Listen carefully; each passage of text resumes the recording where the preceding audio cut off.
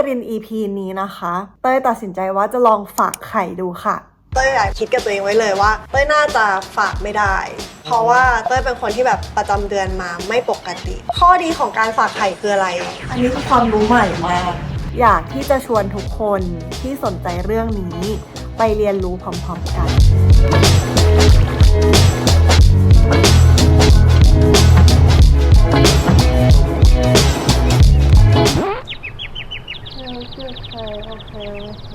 เป็นกำลังใจให้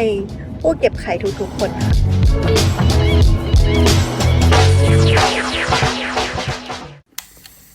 ฮายสวัสดีค่ะเต้ยจริน EP นี้นะคะเป็นการตัดสินใจที่ใหม่มากสำหรับตัวเองนะคะนั่นก็คือเต้ยตัดสินใจว่าจะลองฝากไข่ดูค่ะมันก็เป็นเรื่องของช่วงวัยแล้วก็เป็นเรื่องของอนาคตซึ่งเราแบบคือไม่รู้อนาคตจริงๆนะว่าแบบอนาคตจะได้แต่งงานหรือเปล่าจะมีลูกไหมแต่ว่าก่อนหน้านี้เคยตัดสินใจแล้วว่าคงจะไม่มีลูกดีกว่าคือเป็นคนชอบเด็กนะแต่ว่าคิดว่าการเป็นมีลูกเนี่ยมันคือเรื่องใหญ่มากๆแต่ว่ามันไม่สามารถต้านทานทางน้ำได้จริงๆอะคนรอบข้างทุกคนฝากไข่หมดเลยอะไรอย่างเงี้ยเราเต้ยเองก็คิดว่าเอาวะฝากก็ฝากหน่อยจะเป็นไรไปถ้าในอนาคตเราเกิดแบบอยากจะมีขึ้นมามันก็ยังสามารถที่จะมีได้เพราะเราฝากไข่ไว้แล้วทีนี้พอตัดสินใจใหม่ว่าจะลองฝากไข่ดูก็เลยหาข้อมูลนะคะจากเพื่อนสาวๆที่แบบว่าตอนนี้กำลังแบบอยู่ในขั้นตอนการฝากไข่คือเต้ยไม่มีความรู้อะไรเกี่ยวกับการฝากไข่เลยเป็นศูนย์แต่ก็คิดว่าอยากที่จะชวนทุกคนที่สนใจเรื่องนี้ไปเรียนรู้พร้อมๆกันขอเสริมอีกสักเล็กน้อยค่ะที่เต้ยมีความกังวลเกี่ยวกับการฝากไข่อย่างหนึ่งของตัวเองก็คือเราเป็นคนประจำเดือนมาไม่ปกติมันพิจิตรไม่ได้ว่าวันไหนมันจะมากี่วันจะมาคือคนปกติรอบเดือนก็จะแบบ28วันหรือว่าอะไรอย่างงี้ใช่ไหมคะแบบมาตามไซเคิลปกติแต่ของเต้ยก็คือเป็นคนคาดเดาไม่ได้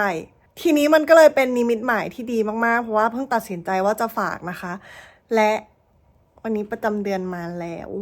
เขาบอกว่าวันที่2ต้องไปพบคุณหมอค่ะพรุ่งนี้เต้ยก็เลยจะไปพบคุณหมอแล้วก็จะพาทุกคนไปด้วยนะคะ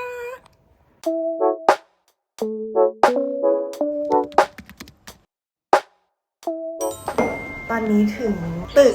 ที่จะมาคลินิกฝากไข่แล้วค่ะมีคนมารับค่ะ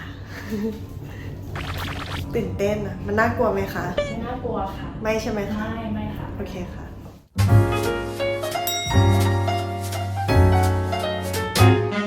มาค่ะแล้วนี่ก็คือคลินิกนะคะ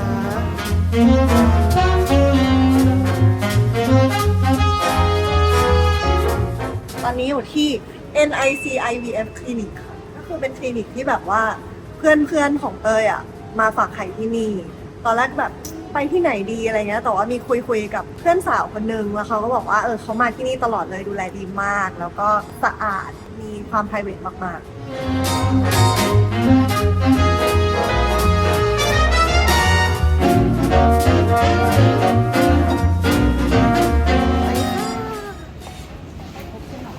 ได้ค่ะสวัสดีค่ะตอนนี้อยู่กับคุณหมอแล้วนะคะสวัสดีค่ะ คุณหมอมอนใช่ไหมคะใช่ค่ะทักทายสวัสดีค่ะหมอมอนนะคะแพทย์หญิงมัชุพรสุขประเสริฐนะคะเป็นแพทย์เฉพาะทางด้านเวชศาสตร์การเจริญพันธุ์และมีบุตรยากค่ะเย้งั้นต้ยิงคำถามก่อนเลยค่ะคือมาถึงเราก็เลยอยากปรึกษาคุณหมอก่อนอยากจะถามว่าข้อดีของการฝากไข่คืออะไรเพราะว่าก่อนหน้านี้เต้ยไม่คิดจะฝากไข่เลยค่ะข้อดีของการฝากไข่อะค่ะก็เราเก็บไว้ตั้งแต่ไข่เราอายุน้อยๆเนี่ยดีกว่าเพราะว่าถ้าไข่เราอายุเยอะในที่นี้คือเกิน 3-5 ปีขึ้นไปมันอาจจะมีผลทำให้ไข่มันผิดปกติได้เยอะแล้วก็เวลาเราไปผสมและตรวจเป็นตัวอ่อนเป็นโครโมโซมอะค่ะมันจะผิดปกติได้เยอะแล้วคุณภาพไม่ค่อยดีเพราะฉะนั้นการฝากไข่ก็คือเหมือนกับคุณเต้ยฝากไข่เพื่อเก็บไว้สำหรับใช้ในอนาคตตอนเราสมมติอายุ37 38หรือ40แต่เราเก็บไข่ไว้ตอน30กว่า30ต้นๆไม่บอกอายุแล้วกัน 30ต้นๆก็เท่ากับว่าเราก็จะได้ไข่ที่อายุเท่านั้นค่ะในการท้องงั้นแปลว่าถ้าเกิดว่าเราเก็บไว้เร็วเท่าไหร่ยิ่งดีเหรอคะใช่ค่ะยิ่งเร็วยิ่งดีจริงๆเก็บได้ตั้งแต่25อะไรเงี้ยด้วยซ้ำค่ะแล้วเราเก็บได้นานไปเรื่อยๆไปเรื่อยๆเลยค่ะคือตามปัจจุบันนี้มีถึง20ปีขึ้นด้วยซ้ำค่ะที่เขาเก็บไข่กันข้อดีของการเก็บไข่มีอย่างเดียวเลยค่ะคือเก็บไว้ให้ไข่คุณภาพดีด้วยอายุที่เท่านั้นนะคะอ๋อแล้วเวลาจะเอามาใช้ผสมกับตัวของผู้ชายอะไรอย่างเงี้ยเราถึงจะแบบผสมออกมาแล้วเป็นเบบีอะไรใช่ค่ะก็คือพอเราพร้อมจะมีบุตรแล้วอะค่ะแต่ว่าเรามีไม่ได้หมายถึงเราลองเองละตามธรรมชาติแล้วเราท้องไม่ได้เราก็จะต้องละลายไข่อันนี้มาผสมกับอสุจิของฝั่งแฟนเราก็จะได้เป็นตัวอ่อนเป็นเบบีออกมามีข้อหนึ่งที่เต้ยค่อนข้างคอนเซิร์นกับตัวเองมากๆค่ะแล้วเต้ยเหมือนคิดกับตัวเองไว้เลยว่าเต้ยน่าจะฝากไม่ได้เพราะว่าเต้ยเป็นคนที่แบบประจำเดือนมาไม่ปกติค่ะไม่ปกติของน้องเต้ยเป็นยังไงบ้างอะจ๊ะของเต้ยมันคือบางเดือน29บางเดือน35เต้ยมีเรคคอร์ดไว้ค่ะเดี๋ยวเต้ยโชว์ให้ดูมีเรคคอร์ดไว้ด้วยเหรอจ๊ะมีเต้ยมีเรคคอร์ดไว้ค่ะเพราะว่าเคยไปตรวจแล้วคุณหมอบอกว่าเป็นแบบไข่ไม่ตกเรื้อรังใช่ค่ะนี่ค่ะนี่คือไซเคิลเลนโอ้โหมีถึง57วันด้วยนะคะหนักสุดคือ77วันค่ะ95วันอย่างนี้ไม่ได้เรียกประจำเดือนแล้วค่ะเกือบจะเป็นประจำไตรมาสใช่ค่ะเพราะว่าแบบว่าประจำเดือนห่างมากค่ะแล้วก็ดูรอบไม่ได้เลยคือปกติเมนจะเป็นตัวบอกว่าไข่เราเนี่ยเฮลตี้ไหมสุขภาพดีไหมแล้วก็ตกไข่ตรงไหมการที่เมนผิดปกติไม่เป็นรอบแบบนี้ค่ะอาจจะมีปัญหาที่คุณหมอบอกว่ามีภาวะไม่ตกไข่เรื้อรังอะค่ะอันนั้นก็น่าจะจริงแต่ว่าเดี๋ยวเราจะพิสูจน์กันจากผลเลือดฮอร์โมนแล้วก็ผลอัลตราซาวด์ค่ะแปลว่าเดี๋ยวหลังจากที่คุยกันเสร็จเต้ยจะต้องไปเจาะเลือดใช่ไหมเจาะเลือดแล้วก็ตรวจอัลตราซาวด์ดูไข่ได้ค่ะกลัวมากค่ะ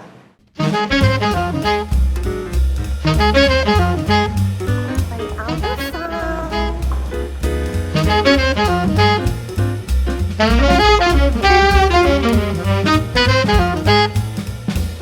ผลเลือดมาแล้วเมื่อกี้ได้ยินคุณหมอบอกว่าผลเลือดเซอร์ไพรส์มาก Amazing เหรอคะเราอัลตราซาวด์เจอไข่น้อยก็จริงแต่ว่าจริงๆแล้วผลเลือดเนี่ยค่อนข้างดีค่ะฮอร์โมน AMH เขาเรียกฮอร์โมนรังไข่ได้ตั้ง 4.2 ค่ะปกติเยอะเลยนี่มันประมาณเท่าไหร่เยอะเลยมีไปถึง10เลยค่ะที่เคยตรวจคนไข้คราวนี้การที่ผลเลือดกับผลอัลตราซาวด์ไม่ไปด้วยกันเพราะว่าจริงๆแล้วน้องเต้ยเพิ่งเป็นเมนวันแรกๆมันก็จะเห็นไข่ได้ปริมาณที่น้อยแต่เอาเข้าจริงๆถ้าเราเริ่มฉีดยากระตุ้นไข่ขึ้นมาค่ะมันจะเห็นจำนวนไข่ที่เยอะขึ้นได้แล้วก็ได้ฝากไข่ในจำนวนที่อาจจะเยอะเท่าคนในอายุที่เท่าเฉลี่ยเท่าเราอะค่ะควรจะได้เพราะนั้นก็ไม่แย่นะคะดีอยู่ค่ะดีซึ่งปกติที่คุณหมอบอกว่าฝากไข่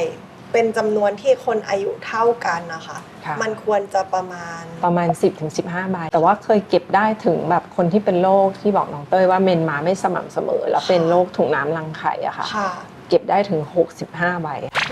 มีไข่เยอะใน4 รอบเหรอคะในรอบเดียวค่ะกระตุ้นไข่เขารอบเดียว10 วันเนี่ยค่ะไข่เขาโตมา65 ใบแปลว่าฮอร์โมนรังไข่เต้ยโอเคแต่เต้ยมีไข่น้อยแต่ถ้าเราฉีดกระตุ้นไปเต้ยอาจจะมีไข่ที่เยอะเพิ่มขึ้นใช่ไหมคะแล้วพอสุดท้ายแล้วอะต้องมาคัดอีกว่าอันไหนใช้ได้ไหนใช้ไม่ได้ใช่ค่ะเนี่ยค่ะมันก็จะเป็นขั้นตอนของการเขาเรียกว่ากระตุ้นไข่อย่างที่เราดูเมื่อกี้ค่ะมันใบเล็กๆที่อัลตราซาวด์ที่เราอัลตราซาวด์กันเห็นเป็นจุดๆสีดำๆเนี่ยค่ะคือฟองไข่ที่อยู่ในรังไข่อันนี้มันก็จะเปรียบเสมือนแบบว่าตัวไข่ที่เราดูในจอก็คืออันนี้เลยจุดเล็กๆอย่างเงี้ยค่ะแต่ว่าเรามี2 ข้างแต่ละข้างก็ไม่เท่ากันแล้วเวลาเราฉีดกระตุ้นนะคะเขาก็จะค่อยๆโตคือจากไข่ใบจิ๋วเนี่ยค่ะจะโตมาเป็นไข่ใบใหญ่จนกระทั่งเขาค่อยๆโตขึ้นเรื่อยๆโตในที่นี้คือ17-18 มิลเลยค่ะบางคนถึง2 เซนก็มีค่ะไข่แล้วก็มีหลายๆใบซึ่งยามันมีหลายแบบค่ะเป็นแบบที่ต้องฉีดทุกวันก็มีกับแบบที่ฉีดแค่สัปดาห์ละ1 ครั้งเพราะฉะนั้นพอเรากระตุ้นแล้วจนไข่เราโตแล้วอะค่ะเราจะฉีดยาให้ไข่ตกค่ะซึ่งหลังจากที่เราฉีดยาไข่ตกเนี่ย34-36 ชั่วโมงไข่จะตกพอไข่ตกปุ๊บเราทำการเก็บไข่ค่ะเหมือนขั้นตอนอัลตราซาวด์เมื่อกี้เลยค่ะแต่ว่าติดเข็มเข้าไปด้วยเพราะฉะนั้นขั้นตอนนี้น้องเต้ยต้องหลับ แล้วก็เข้าไปดูดทุกใบเลยค่ะที่เรามีอยู่ สมมุติว่าเรากระตุ้นโตขึ้นมา10 ใบเงี้ยค่ะมี10 ฟองเราก็ดูดหมดทุกฟองพอเราได้ไข่มาเสร็จอะค่ะเราจะมาทำการคัดไข่ค่ะจะเอาเขามาคัดเลือกแล้วแช่ไว้ในเขาเรียกลิควิดไนโตรเจนค่ะก็ซึ่งอุณหภูมิ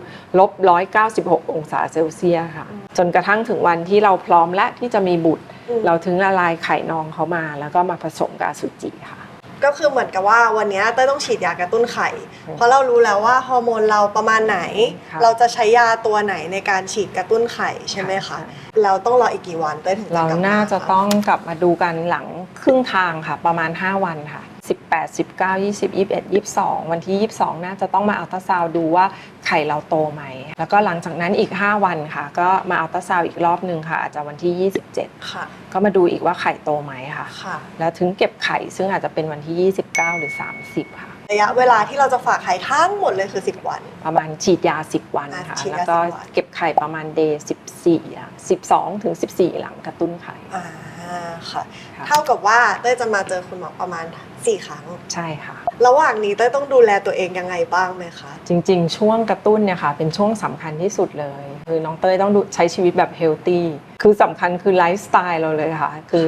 อาหารอย่างเงี้ยต้องเลือกประเภททานโปรตีนเยอะหน่อยค่ะแล้วก็ลดพวกคาร์บคาร์โบไฮเดรตหรือว่าน้ำตาลของหวานขนมอะไรเงี้ยค่ะมันจะไม่ดีเพราะเซลล์ไข่เราไม่ชอบน้ำตาลค่ะเขาชอบโปรตีนนั่นคืออาหารอย่างแรกที่จะต้องลดในช่วง10 วันแล้วก็การนอนอาจจะต้องนอนเร็วขึ้นค่ะก่อน22:30เพราะว่าโกรทฮอร์โมนมันหลั่งตอน22:30ตามชื่อมันเลยค่ะโกรทฮอร์โมนก็คือไปกระตุ้นให้เซลล์ไข่คุณภาพดีขึ้นวิตามินอาจจะสั่งกลุ่มที่เป็นพวกแอสตาแซนทีนโคคิวเทนวิตามินอีวิตามินดีวิตามินซีอะไรพวกนี้ค่ะมันจะเป็นสารต้านอนุมูลอิสระที่ช่วยให้คุณภาพไข่เราดีขึ้นสุดท้ายคนกระตุ้นไข่ชอบคิดว่าออกกำลังกายไม่ได้แต่ว่าจริงๆแล้วออกกำลังกายได้ปกติค่ะอาทิตย์ละ 2-3 วันต่อสัปดาห์ค่ะเพราะฉะนั้นการดูแลตัวเองก็คือเหมือนเนี่ยค่ะที่เล่าไปก็เป็นการดูแลตัวเองแบบให้เราเฮลตี้เพื่อให้ไข่เราออกมาเฮลตี้ด้วยเหมือนกันงดดิ้งแค่นั้นเองค่ะกับสูบบุหรี่ซึ่งเราก็ไม่ได้ทำอยู่แล้วแต่ว่าคนชอบถามว่ากาแฟกินได้ไหมซึ่งทานได้ปกตินะคะกาแฟไม่มีผลอะไรแล้วก็ขั้นตอนถัดไปก็จะเป็นการฉีดยากระตุ้นไข่ค่ะค่ะไปฉีดยากันค่ะฉีดยากระตุ้นไข่ต้องฉีดที่ไหนคะฉีดที่พุงค่ะฉีดที่พุงเขาดูดซึมผ่านชั้นไขมันค่ะแล้วถ้าเต้ยฉีดเองเต้ยต้องฉีดที่ไหนคะที่พุงเหมือนกันนะเพราะว่ามันง่ายสุดแล้วเราปักตัวเองอย่างนี้ง่ายที่สุดค่ะฉีดยากระตุ้นไข่ครั้งที่1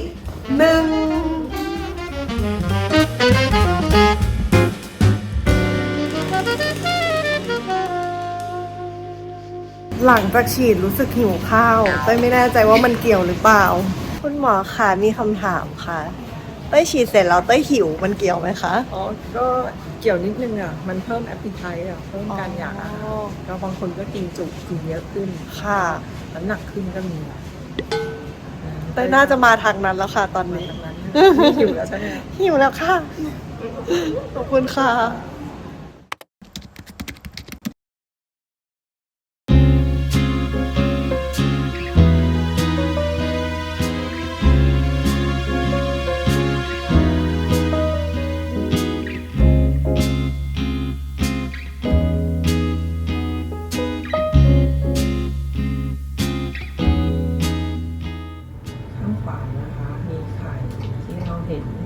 กลมๆสีดำๆนี่คือฟองไข่1 ใบ 2 ใบ 3 ใบ 4 ใบ 5 ใบ 6 ใบ 7 ใบมีไข่โตเพิ่มขึ้นมานะคะจากวันที่เราเห็นวันแรก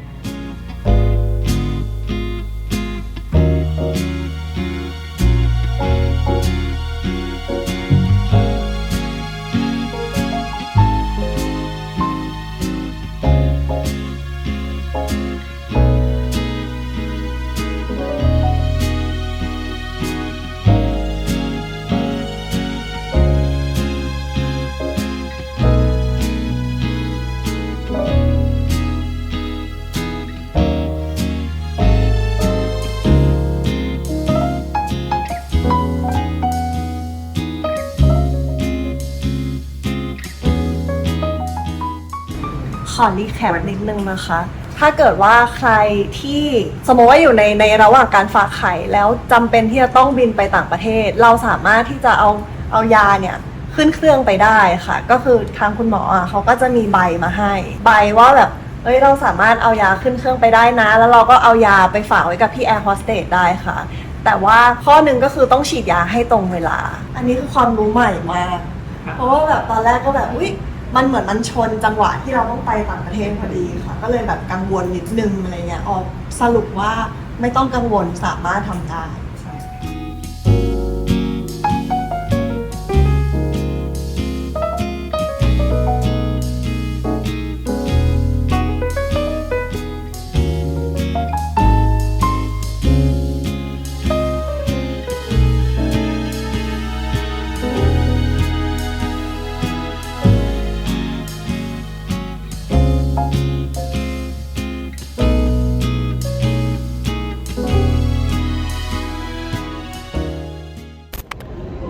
กำลังจะประเดิมเข็มแรก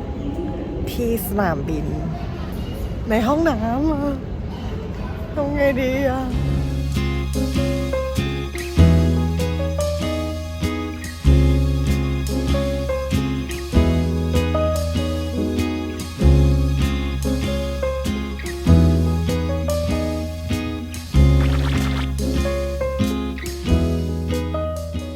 ตอนนี้อยู่ต่างประเทศนะคะ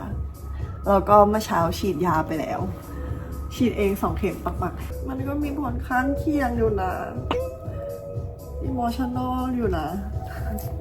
สำหรับการฉีดฮอร์โมนแต่ว่าไม่เกี่ยวกับการฉีดยาเพราะตอนฉีดยาก็คือปกติมากแต่ว่าเหมือนแบบมันมีงานมีอะไรต้องทำ going on ด้วยอะเราเหมือนกับว่าเราก็ต้องดีลกับ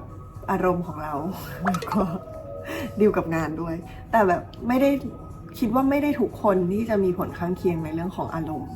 แต่ว่าเราดันแจ็คพอตมีนิดหน่อยนะ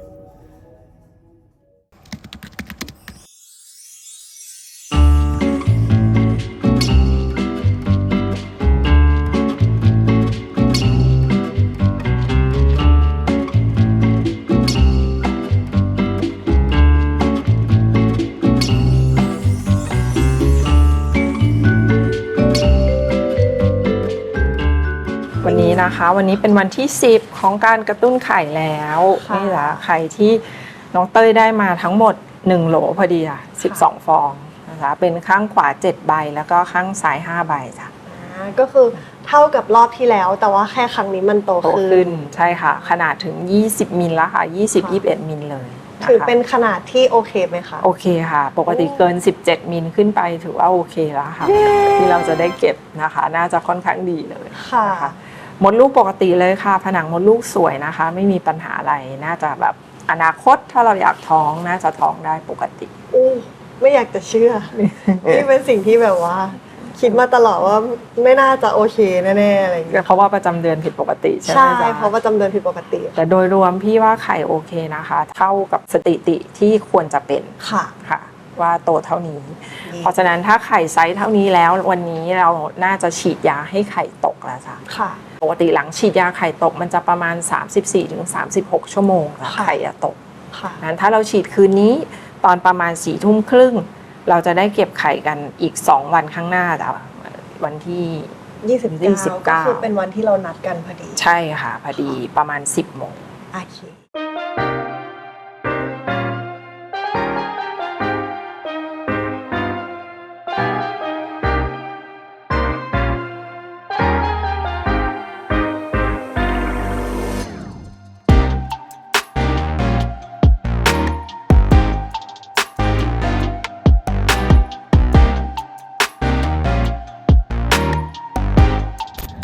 เจอเพื่อนที่เขามาเก็บไข่ไปแล้วเขาก็บอกว่าของเต้ยเหมือนได้12ใช่ไหมคะแล้วก็ของเขาได้10แล้วก็เราจะรู้อีกทีว่าใช้ได้จริงๆวันที่เก็บออกมาว่าไข่มันมีคุณภาพแค่ไหนอะไรเงี้ยของเขาของเพื่อนเต้ยเขาได้8แล้วก็คือพอผสมจริงๆแล้วก็จะมีแบบตัวที่ใช้ไม่ได้เหมือนแบบสุดท้ายแล้วตัวที่เข้ารอบจริงๆได้แค่1ที่บอกเข้ารอบมันคือการที่แบบไปผสมกับของผู้ชายแล้วอะไรเงี้ยสุดท้าย ได้ที่สมบูรณ์จริงๆเขาได้แค่1ก็คือมันก็ตื่นเต้นเหมือนกันอะตอนแรกนึกว่าแบบก็ชิลๆเพราะว่าเราเก็บไว้ก่อนอะไรเงี้ยเราไม่ได้คิดมากเรายังไม่ได้อยากมีตอนนี้หรือว่าอะไรเงี้ยมันก็เลยเหมือนแบบไม่ได้ตื่นเต้นไม่ได้คิดอะไรเงี้ยแต่เอาจริงๆพอมันแบบจะเก็บไข่จะอะไรอย่างนี้แล้วอะมันลุ้นเหมือนกันนะว่าแบบอยากให้ไข่ที่เราเก็บออกมาแล้วอะมีคุณภาพดีแล้วก็ใช้ได้จริงๆอะไรเงี้ยเข้าใจแล้วแหละว่าการที่เขาเก็บไข่แล้วเขาแบบพูดกันว่าลุ้นมากเลยแบบมีคนร้องไห้เพราะเก็บไข่ไม่ได้อะไรเงี้ยมันเป็นยังไงเข้าใจนะคะ รู้เลยว่ามันไม่ง่ายเลย เป็นกำลังใจให้ผู้เก็บไข่ทุกๆคนค่ะ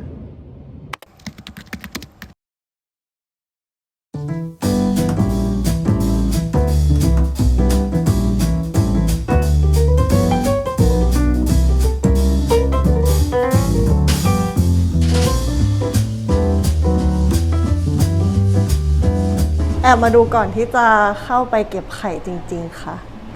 ตื่นเต้นน่ะ อยากจะสลบแล้วนะ บ๊ายบาย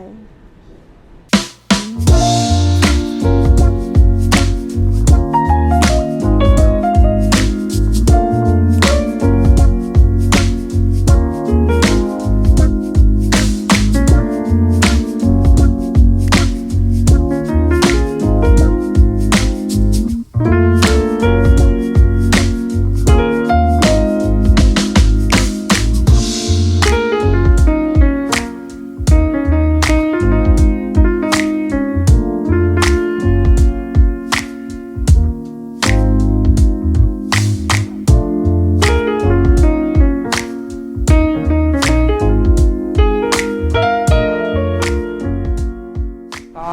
น้องเต้ยเก็บไข่เสร็จแล้วแต่ว่าตอนนี้นักวิทยาศาสตร์กำลังนับไข่อยู่ค่ะว่าเราได้ไข่กี่ใบนะคะโดยรวมถือว่าดีนะคะความดันดีออกซิเจนดีค่ะไม่มีปัญหาอะไรเราจะอยู่ที่ห้องพักฟื้นจนกระทั่งตื่นดีค่ะไม่มีคลื่นไส้อาเจียนปวดท้องก็จะกลับบ้านได้ซึ่งใช้เวลาประมาณสักชั่วโมงครึ่งค่ะก็จะสามารถกลับได้ตื่นแล้วเก็บไข่โอเคเก็บไข่กำลังนับไข่อยู่นะคะ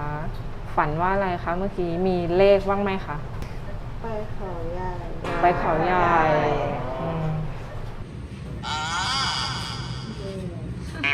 ไม่เมาเราแต่เมายาสลบ เดี๋ยวพี่รอเต้ยตื่นดีอีกทีแล้วพี่มาบอกจำนวนไข่นะ A few moments later. เมื่อกี้เหมือนฝันว่าคุณหมอมาบอกว่าได้11 ใบ แต่ว่ามันคือความจริง ไข่แช่ได้ทั้งหมด10 ใบจ้ะ โอ้ มีไข่อ่อนแค่1 ใบแต่ว่าที่เหลือเป็นไข่ที่ใช้ได้ เดี๋ยวจะมีรีพอร์ตรูปไข่ด้วยเดี๋ยวเต้ยจะได้รูปไข่กลับไปด้วยจ้ะแล้วก็มีวิดีโอไข่ด้วยเผื่ออยากดูจ้ะ โอเค ส่งให้ทั้งหมด10นะจ๊ะ ถือว่าโอเคไหม ถือว่าโอเคค่ะถือว่าดีเลยเก็บไว้ใช้ ได้ค่ะ แต่ว่าจะใช้ได้ไม่ได้ก็ต้องดูตอนผสมอีกทีหนึ่ง ใช่ตอนละลายอีกทีหนึ่งค่ะ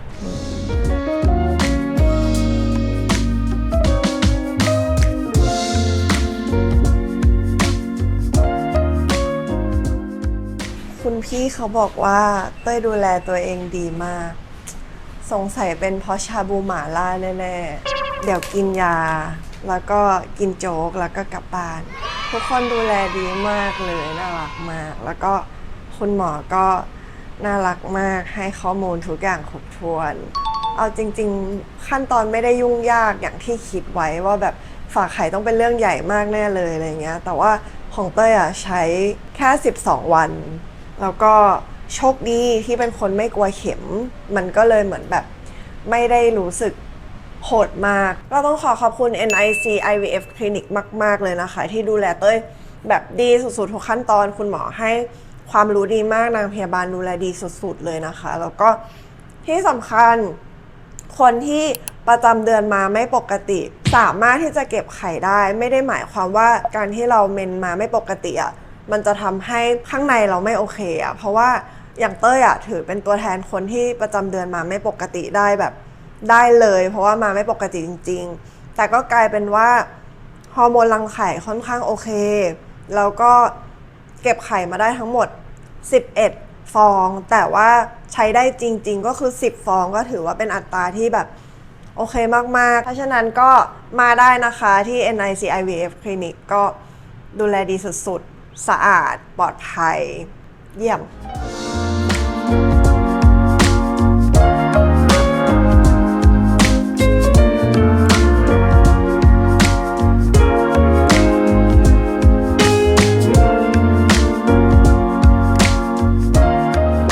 กินอะไรอยู่คะ ร้องไห้เฉยเลยแค่คิดว่าแบบในกระบวนการนี้ถ้ามีคนดูอยู่ด้วยก็น่าจะดีแบบหมายถึงว่าแบบคู่ชีวิตอะไรเงี้ยเพราะว่าแบบมันเหมือนมันรู้ว่าจะทำอะไรต่อ แต่อันที่ก็เก็บไว้เพื่ออนาคตซึ่งไม่รู้อะไรร้องไห้เฉยประหลาด งานไม่ประหลาด แล้วเดี๋ยวตื่นอีกรอบหนึ่งไม่รู้ตัวแล้ว ว่าร้องไห้ไป